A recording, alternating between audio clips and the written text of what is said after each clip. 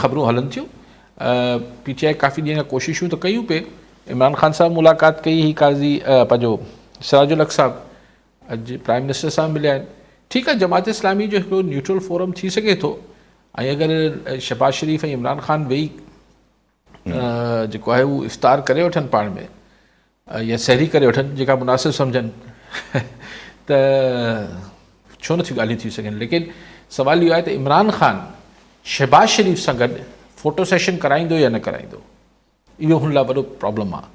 त इहा ॻाल्हि त मुंहिंजे ख़्याल में मञी इमरान ख़ान सियासत आहे, लेकिन इहा ॻाल्हि इमरान ख़ान लाइ सवली थींदी त हू बि टीम ठाहीनि, हुकूमती वज़ीर बि, ऐं PTI जी बि टीम ठहे, ही पाण में ॻाल्हियूं करे वठनि। लेकिन मुंहिंजो सुवालु वरी, या तव्हां चवंदो त सुई अटकी पई आहे मुंहिंजी, पर सुई मुंहिंजी जाइज़ अटकियल आहे त हीअ त ठीकु आहे, हीअ त सियासी फ्रंट आहे, त छा सुप्रीम कोर्ट जो फ़ैसिलो हिन सियासी मसलहत जो शिकार थी वेंदो ऐं कानून हवा में गुम थी वेंदो? इहो सवालु आहे।